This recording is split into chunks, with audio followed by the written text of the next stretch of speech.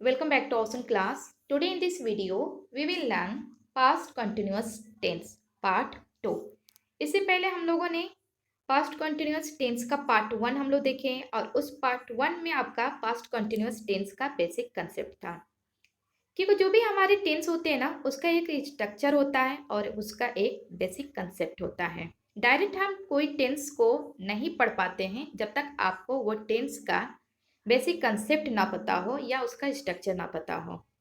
तो अगर आपने इस वीडियो का पार्ट 1 नहीं देखा होगा तो आप प्लेलिस्ट में उसको सर्च कर लीजिए या आप इस वीडियो के डिस्क्रिप्शन बॉक्स में मैं उसका लिंक दे दूंगी, आप वहां से पहले देख लीजिएगा, तब आप पार्ट 2 देखिएगा। Today's my topic is use of past continuous tense. आज का हमारा टॉपिक है use of past continuous tense कि पास्ट कंटिन्यूअस टेंस का यूज क्या है, उसका हम लोग यूज कैसे करते हैं। So let's begin now. Use of past continuous tense. First number हम लोग समझेंगे ऐसे कार्य जो भूतकाल में यानी कि पास्ट में जारी रहे थे या हो रहे थे, उसे हम लोग पास्ट कंटिन्यूअस टेंस कहते हैं। और इसमें जो भी हमारे क्रिया होता है ना, तो क्रिया के अंत में रहा था, रही थी, रहे थे आते हैं, तो उसे हम लोग पास्ट कंटिन्यूअस टेंस कहते हैं। अगर आपके क्रिया के अंत में रहा है, रही है, रहे हैं आते हैं, तो वो हमारा प्रेजेंट कॉन्टिन्यूस होता है।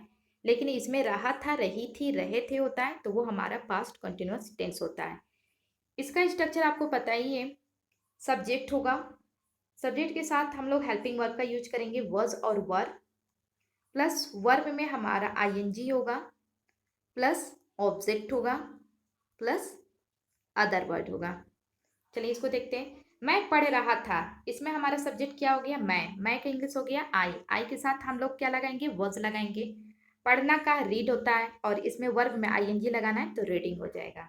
वो लिख रहा था, वो का इंग्लिश हो जाएगा ही हमारा सिंगुलर है, वॉज हो जाएगा। लिखना का होता है राइट, इसमें आईएनजी लगाओगे तो राइटिंग हो जाएगा।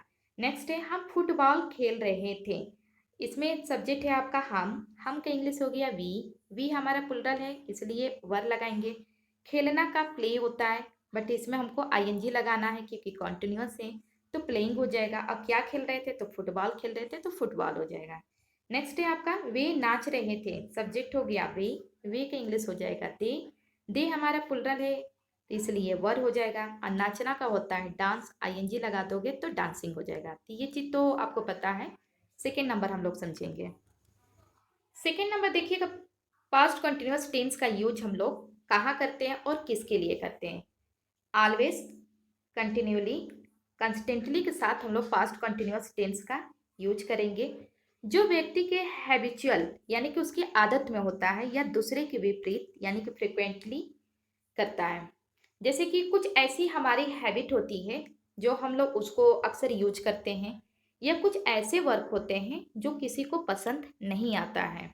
चलिए कुछ हम लोग एग्जाम्पल लेते हैं। वह हमेशा शिकायत करती रहती थी। अब इसको आप कैसे ट्रांसलेट करोगे, तो वह हमेशा ऐसे दिया है ना, तो पहले इसमें सब्जेक्ट हमारा क्या है, वह का इंग्लिश आप लिखोगे सी हमारा सिंगुलर है, वॉज हो जाएगा। उसके बाद तुरंत आप हेल्पिंग वर्ब के बाद आप हमेशा का यूज करोगे, हमेशा का इंग्लिश होगा ऑलवेज। और क्या करती रहती थी, द कंप्लेन, शिकायत क्या करती थी ना, तो शिकायत के लिए हो जाएगा कंप्लेन, इसमें आईएनजी लगा दोगे तो कंप्लेनिंग हो जाएगा। तो इसका इंग्लिश हो जाएगा सी वॉज ऑलवेज कंप्लेनिंग, यानी कि वो हमेशा शिकायत करती रहती थी, क्योंकि वो शिकायत करना उसके आदत में है।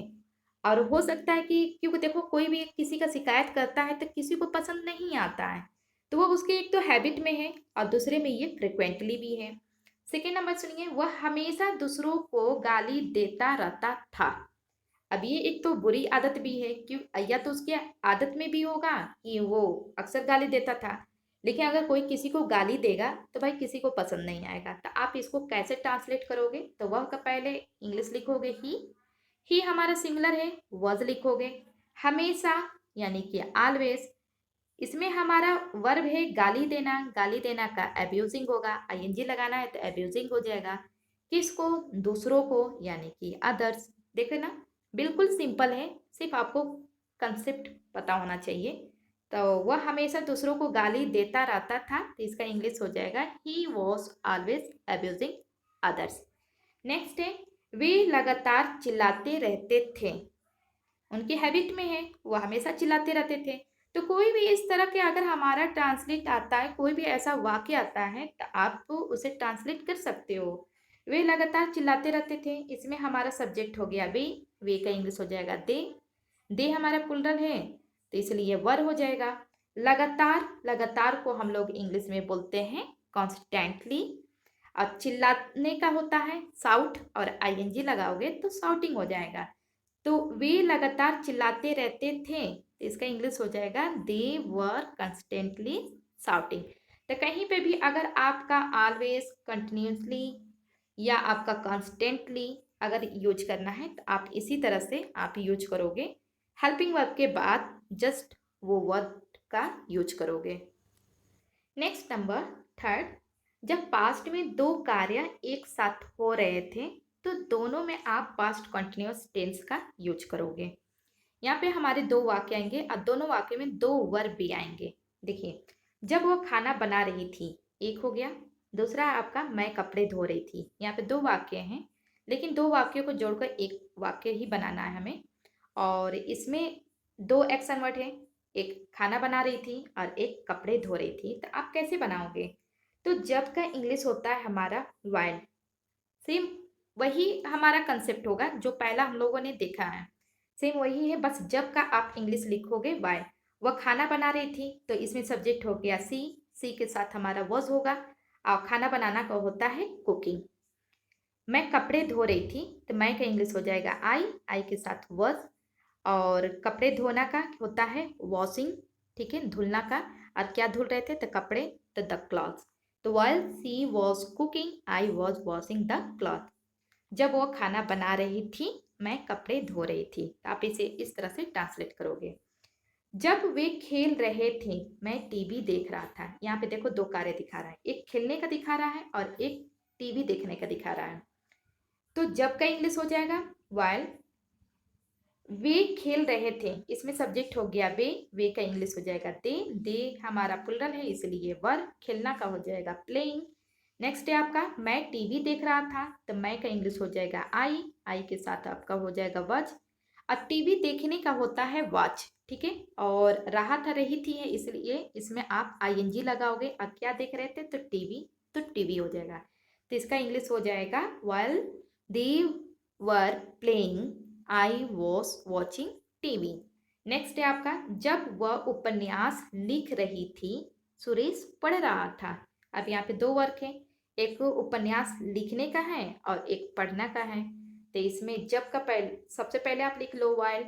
अब वह उपन्यास लिख रही थी तो इसमें सब्जेक्ट हो गया वह। अब वह लड़की है तो सी हो गया, सी के साथ आप वॉज लगाओगे। और लिखना का होता है राइटिंग। और क्या लिख रही थी? तो उपन्यास। तो उपन्यास के इंग्लिश में हम लोग नॉवेल कहते हैं। सुरेश पढ़ रहा था तो सुरेश लिखोगे, सुरेश हमारा सिंगलर है इसलिए वॉज हो जाएगा। अब पढ़ना का होता है रीड, और जब आईएनजी लगाओगे तो रीडिंग हो जाएगा। तो जब वह उपन्यास लिख रही थी सुरेश पढ़ रहा था तो इसका इंग्लिश हो जाएगा while she was writing a novel Suresh was reading। Next number है फोर्थ नंबर, जब कोई कार्य जारी था और उसी समय कोई घटना घटित हुई हो। तो ये भी हमारे पास्ट कंटिन्यूअस टेंस में ही आते हैं, लेकिन इसका थोड़ा सा स्ट्रक्चर थोड़ा सा चेंज होता है और इसमें आपको समझना भी है कैसे इसको आप ट्रांसलेट करोगे। जैसे कि हम लोग कोई कार्य करते रहते हैं ना, तो वो कार्य हमारा काफ़ी देर से हम लोग उस वर्क को कर रहे हैं, लेकिन अचानक घटना घट जा रही है। तो घटना तो बाद में घट रही है और जो हम कार्य कर रहे हैं वो तो पहले से कर रहे हैं। तो जो पहले से हम लोग कार्य कर रहे थे तो उसको हम लोग बोलते हैं फॉर्मर एक्शन। तो जब इसको आप ट्रांसलेट करोगे तो उस सेंटेंस को आप पास्ट कंटिन्यूअस टेंस में चेंज करोगे। और जो लास्ट में जो घटनाएं घट रही है उसको हम लोग बोलते हैं लेटर एक्शन। उसको हम लोग ट्रांसलेट करेंगे पास्ट इंडेफिनिट टेंस में, ठीक है। जो हम पहले कर रहे थे उसको पास्ट कंटिन्यूअस में करोगे, अब जो बाद में घटनाएं घट रही है उसको हम लोग पास्ट इंडेफिनिट में करेंगे। पास्ट इंडेफिनिट का स्ट्रक्चर आपको पता है, सब्जेक्ट प्लस V2 यानी कि वर्ब का सेकेंड फॉर्म सब्जेक्ट होगा, V2 होगा और प्लस हमारा ऑब्जेक्ट होगा। ये चीज हमारा पास्ट इंडेफिनिट का स्ट्रक्चर होता है। अब देखो, my brother was reading when I reached home. इसका इंग्लिश होगा, जब मैं घर पहुंचा तो मेरा भाई पढ़ रहा था। अब ये बताओ कि यहाँ पे इस वाक्य में कौन सा कार्य है जो पहले से हो रहा था, पढ़ने का? क्योंकि मैं तो घर में बाद में पहुंच रहा हूं, लेकिन कार्य जो है वो पहले से ही हो रहा है। तो जो कार्य पहले से ही हो रहा है तो उसको हम पास्ट कंटिन्यूअस टेंस में चेंज करेंगे। My brother was reading when I reached home, और ये हमारा पास्ट इंडेफिनिट में चेंज हो जाएगा। ओके, नेक्स्ट है, I was taking bath when he came to my house. जब वो मेरे घर आया मैं स्नान कर रहा था। अब यहाँ पे बताओ कि वो हमारे घर अगर मान लो कि आ रहा है तो मैं तो पहले से ही स्नान कर रहा हूँ, तो स्नान करने का जो कार्य है वो पहले से ही हो रहा है, तो इसका इंग्लिश हमारा पास्ट कंटिन्यूअस में जाएगा। यानी कि I was taking bath when he came to my house, जब वो मेरे घर आया, क्योंकि आने का कार्य बाद में हो रहा है और नहाने के कार्य पहले से ही हो रहा है। तो जो कार्य पहले से हो रहा है उसको पास्ट कंटिन्यूअस टेंस में चेंज करोगे, और जो बाद में होगा वो आपका पास्ट इंडेफिनिट में चेंज करोगे। अब पास्ट इंडेफिनिट का स्ट्रक्चर होगा subject plus V2 plus object. अगर आपको ये नहीं पता होगा ये टेंस, तो इसका भी आप प्लेलिस्ट में सर्च कर लोगे। मैंने सारा टेंस को वहाँ पे मैंने डाला हुआ है। ये आपका एक्सरसाइज है, क्योंकि अब तक आपको पास्ट कंटिन्यूअस टेंस का बेसिक कंसेप्ट और use of past continuous tense में जो मैंने 4 पॉइंट्स बताया है वो तो आपको पता हो गया होगा। अगर नहीं पता होगा तो फिर से वीडियो देखिएगा, और ये आपका एक्सरसाइज है जो आपको कमेंट बॉक्स में राइट करना है।